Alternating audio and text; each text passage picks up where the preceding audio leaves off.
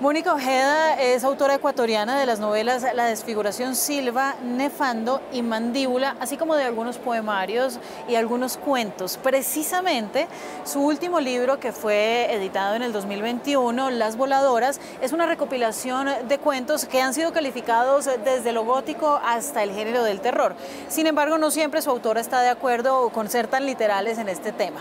Lo importante es que Mónica Ojeda se ha convertido en un referente latinoamericano para la literatura y porque además pasa por lo fantástico para hablar con enfoque hacia las mujeres, las historias de las mujeres y además desde puntos que a veces son muy violentos, pero también muy humanos. Precisamente ahí, y Mónica, un saludo para usted, gracias por estar con nosotros. Gracias por invitarme. Ahí es que nacen personajes como las voladoras, que le dan el título al libro. Hablemos para empezar de estas figuras sobrenaturales de un solo ojo, con alas y bueno, que atraen todo tipo de límites en la humanidad. Sí, a mí me atrajo mucho, bueno, siempre me ha atraído las narraciones orales de Ecuador, específicamente las de la zona andina, y hay un pueblo en Ecuador que se llama Mira, en donde está la leyenda de las voladoras, que es, pues se dice que las mujeres por la noche, cualquiera, podría en cualquier momento convertirse en una voladora, porque entran en una especie de trance nocturno que las hace subir a los tejados de sus casas, abrir los brazos y salir volando. Lo curioso de esta leyenda es que no es que la voladora es un monstruo que existe y de repente encarna en una mujer, es que cualquier mujer tiene una voladora dentro. Entonces podría convertirse en esta especie de ser volador, en esa especie de bruja, solamente con entrar en la noche.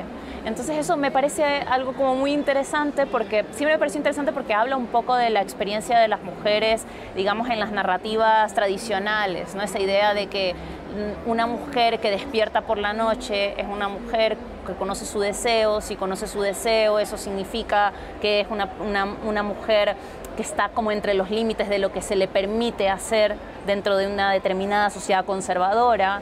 Por lo tanto, está navegando entre la pesadilla y la violencia, entre el deseo y el miedo, etcétera, etcétera, ¿no? Entonces, a partir de esa historia, empecé a pensar en todos los relatos andinos que trabajan con las figuras femeninas y de qué manera hablan sobre cosas muy contemporáneas que tienen que ver justamente con esto, con el deseo, con la violencia, el terror, todo eso atravesados en cuerpos de mujeres. Bueno, esto me deja un poco confundida porque yo tenía mi propia teoría sobre el cuento de las voladoras, que es el primero, el que abre este libro con el mismo título, y ahora ya no sé qué pensar. No, está bien, uno tiene que pensar lo que sea cuando lea. No, claro, cada libro le habla de una manera diferente a los lectores, pero sí es muy importante y muy interesante para lectores como yo ver este género que han llamado gótico andino, que es aterrizar las realidades culturales a nosotros, a América Latina, y que se vuelve algo completamente sobrenatural.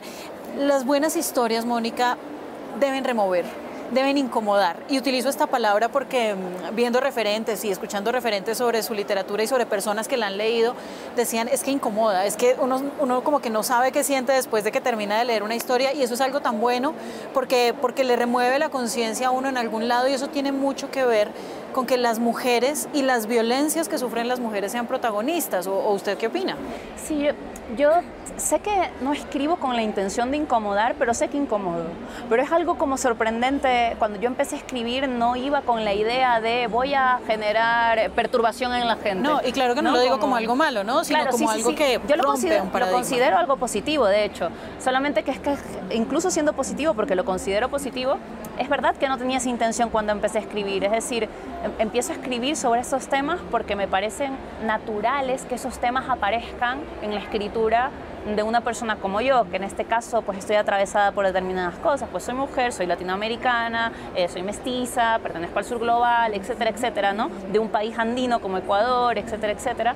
Entonces, obviamente me atraviesa la geografía, me atraviesa la raza, me atraviesa mi género, mi sexo, mi identificación y orientación sexual, todo eso me atraviesa, y la escritura es siempre cuerpo. O sea, esta idea como de dicotomía que siempre nos han vendido tradicionalmente, la mente por un lado, el cuerpo por el otro, para mí no existe, y creo que la escritura de las autoras que más me interesa justamente lo que hacen es demostrar de qué manera la escritura es puro cuerpo. O sea, las palabras salen de un cuerpo emocionado, de un cuerpo en donde las ideas son emocionantes y son emotivas, la sensibilidad es una forma de pensar.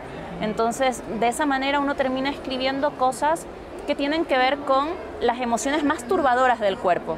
porque son las que más nos remueven, como tú lo decías. Pero no hablamos de ellas. Y aquí hay algo bien interesante y es que las mujeres son a toda luz las grandes protagonistas, las grandes narradoras de sus cuentos. Y yo quiero preguntarle por qué se ha interesado tanto por contar las historias de las mujeres, porque por un lado son historias que están normalizadas, son historias que en general son violentas, pero son historias que estas mujeres asumen, digamos, con mucho valor, con mucha tranquilidad, con mucha conciencia de lo que son, y a partir de ahí pues nos dejan una enseñanza y esa cierta incomodidad que nos hace pensar, o más bien repensarnos, pues cómo estamos viviendo en el mundo las mujeres, ¿no? Totalmente. Yo creo que, digamos, desde la mirada patriarcal y tradicional siempre se han escrito, por supuesto, las violencias generales que experimentamos como seres humanos, pero siempre desde una especie de exotismo cuando se escribían las violencias que eran particularmente de la experiencia de mujeres, ¿no? Como desde ese lugar exótico y por lo tanto sorprendente, ¿no? Pero claro, cuando una mujer se siente a escribir sobre violencias que atraviesan a mujeres, uno no lo hace desde el exotismo, porque es su día a día. Entonces la escritura cambia, es una perspectiva distinta, ¿no? Entonces también, eso también es algo interesante, ¿no? Como tradicionalmente la escritura que siempre había venido, la canónica siempre había venido de determinados autores, además no solamente hombres, sino también mestizos blancos, etcétera, etcétera. Todo eso siempre nos da una perspectiva de lo que es ser un ser humano, ¿no? Y ahora me parece que es algo muy interesante que estamos leyendo otras perspectivas posibles y existentes en el mundo con respecto a esto, ¿no? Y yo, por ejemplo, escribo y las protagonistas de mis cuentos son mujeres, pero no lo decidí así, es que me pareció, o sea, como fue algo orgánico, empecé a escribir y las protagonistas eran mujeres, quizás probablemente porque esa es mi perspectiva, escribo desde este lugar y desde esta experiencia y desde este cuerpo, y me interesan las violencias que nos atraviesan a nosotras, me interesa cómo es que reaccionamos a ellas, que no reaccionamos siempre desde un lugar de espanto y de distanciamiento. A veces aprendemos a vivir en el horror porque es la manera de subsistir. Y entonces esa manera también me parece interesante, ¿no? Las tácticas de supervivencia que tenemos. Que van desde hacerse el muerto hasta llevar la vida. Hablemos un poco del contenido del libro. Entonces hay cuentos como La cabeza voladora, uno que me llama muchísimo la atención es Sangre coagulada, está el propio de las voladoras, está ¿Mandíbula? Caninos. Caninos, claro. Mandíbula es el nombre del libro.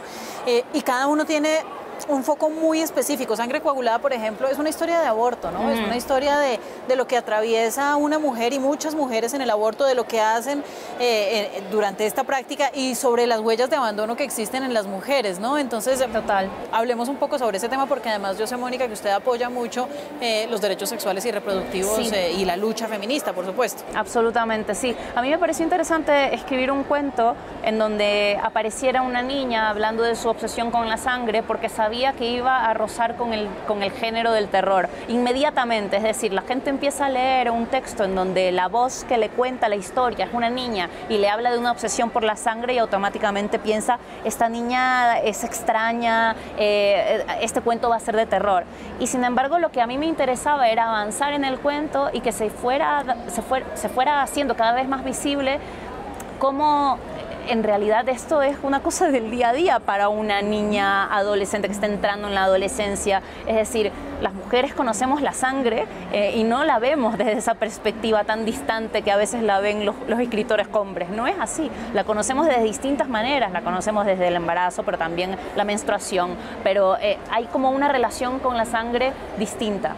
Entonces, en ese cuento sí que me interesaba cómo se iba a ir pasando poco a poco en la tensión narrativa desde ese extrañamiento con la sangre a la familiaridad con la sangre, incluso hasta una relación tierna y bella con la sangre, no una relación de repulsión, ni de terror, ni de miedo a la muerte, sino de familiaridad.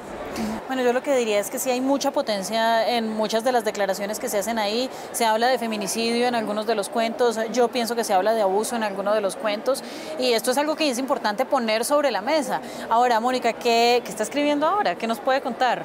Ahora estoy escribiendo una novela y está ubicada también en los Andes ecuatorianos, y puedo decir que trabaja mucho el tema de la violencia que ahora mismo se está viendo en Ecuador, y también trabaja mucho sobre la música como un espacio de salvación.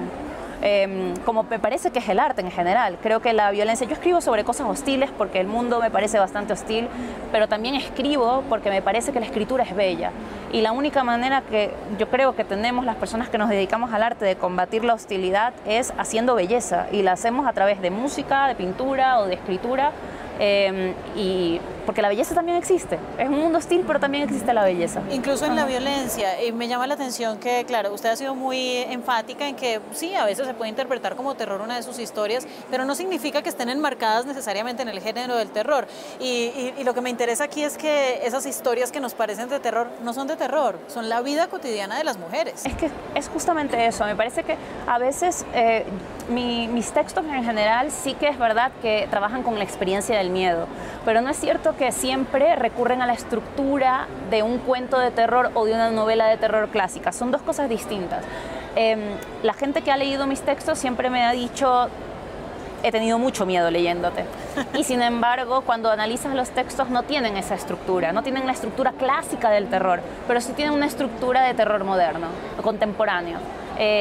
Y ese terror es el entender que el miedo no viene necesariamente de una experiencia fantasmática o monstruosa, no es necesariamente teratológica, también tiene que ver con experiencias muy íntimas que se viven en una casa o experiencias de la violencia, de las relaciones interpersonales.